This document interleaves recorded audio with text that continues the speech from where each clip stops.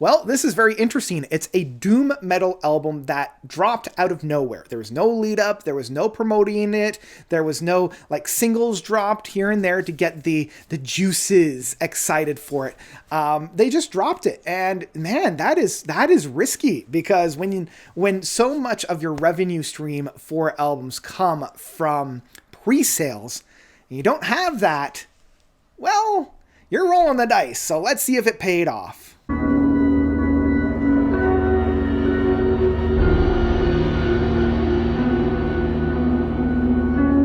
Future Shadow Part 1, The Clandestine Gate by Bellwitch. So, Bellwitch is a Seattle-based doom metal group. They are a duo of Dylan Desmond and Jesse Sherbman, I think Sherbman.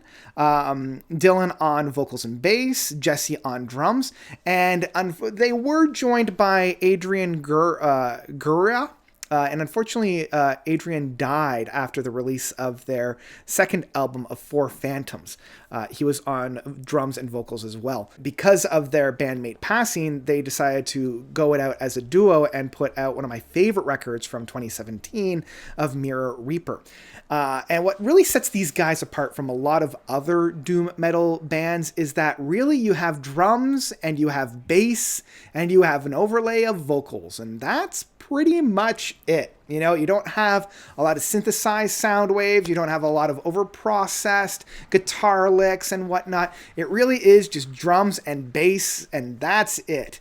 The other thing that I feel really puts Bellwitch apart from a lot of other bands within the doom metal aspect is their embrace totality of the long epic. Longer stretches of music, lots of soundscapes, reverberations, long stretches of very like soundscapey noise, you know, like a beat pattern of like one beat every 30 seconds. Like that's kind of what we're dealing with Bellwitch. And I love putting these guys on in the dark of night with no lights on and just having that note sequence change just that little extra bit, you know, that is just prime in that sense. So I was a little bit shocked when they decided to put out their fourth or fifth, you know, if you considered Stygian Bow Volume 1 an official Bellwitch, or if it was kind of like a two-parter.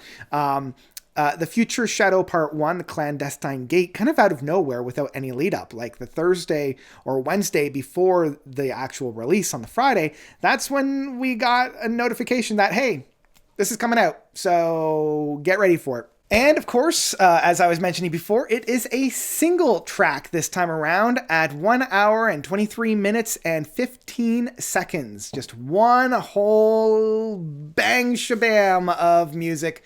And man, it covers a lot of territory. Now, I can see a lot of people being extremely frustrated with this record. You know, it doesn't have quite the same kind of crescendos that we got with Mirror Reaper. You know, we don't have that big buildups of sounds, the big turning of phrases, you know, the big kind of key shifts in that sense. This is much more monochromatic. This is much more one note that kind of circles around the landscape without really following and planting its flag in any one direction. And I can see a lot of people being really frustrated with this, being like, come on, guys, get to the point. But even more so than past albums where they had this. Now, for me, where I'm just along for the ride and I'm just having a ball, you know, it feels like if you've ever played like Fallout or one of those like open world concept video games where not a lot actually happens, you're just wandering the landscape, trying to figure out what's going on with very little narrative like devices or flows to it. You're just trying to kind of piece together with just the little scraps, you know, just a little bit here and there. And I feel like the Clandestine Gate really has that more so than I think any other Bellwitch album. You know, you're really taking in the atmosphere, the setting of the record, rather than getting into the actual track itself. And I can see how this being part one is really just the overexposed overture of the music that the Bellwitch is starting to play with and starting to think about. Now, because of this, even I, who is a huge Bellwitch fan and love this type of black metal, kind of fell into that trap of being a little bit frustrated. There was a number of moments on this record where I'm like, okay, guys, let's go. If you've got that same kind of brrr sound on the guitars and on the bass, like, I get it. Are we going to move on? Are we going to try something else? No. Okay, we're just going to stick around here for a little bit. Cool. That's fine. I guess I'm along for the ride in that sense. And because this is a singular track rather than 2 or 3 tracks on the album that allows for a little bit more of an ebb and flow and a journey's destination, I felt like I was wandering the landscape without too many crescendos, without too many key changes, enough to at least keep me interested, at least to keep me engaged.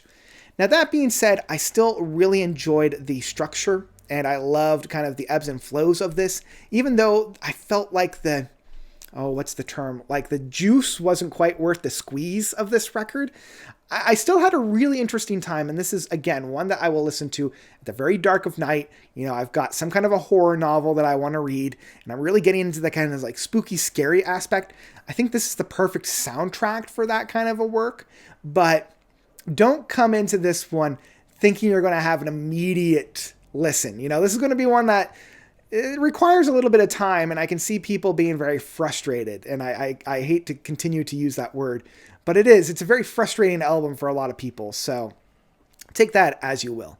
In my sense, I still really dug it. I still really got into it. I think that this is a great effort from Bell Witch, and I'm really excited to hear The Future Shadow Part 2, whatever that may be. So for the time being, I will at least say Future Shadow Part 1, The Clandestine Gate from Bell Witch, is one I would still pick up in physical format.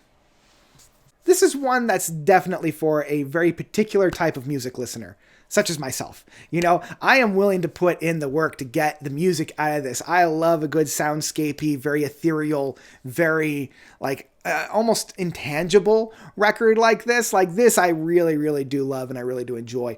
But I can definitely, if somebody listens to this and be like, no, there's no way, or even turn it off 20 minutes in, heck, turn it off 5 minutes in, I wouldn't necessarily blame them. Again, it's a kind of an acquired taste in that sense. So if you're feeling adventurous and you love this kind of music, I highly recommend it.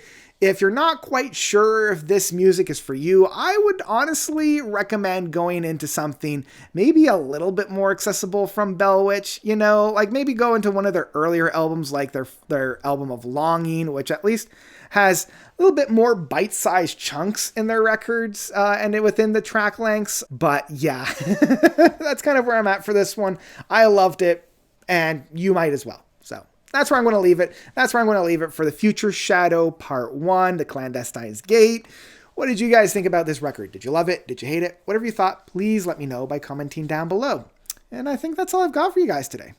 That's all I've got. So thank you all so much for watching. As always, you guys... As always, you guys are definitely the best. And until next time, notes out.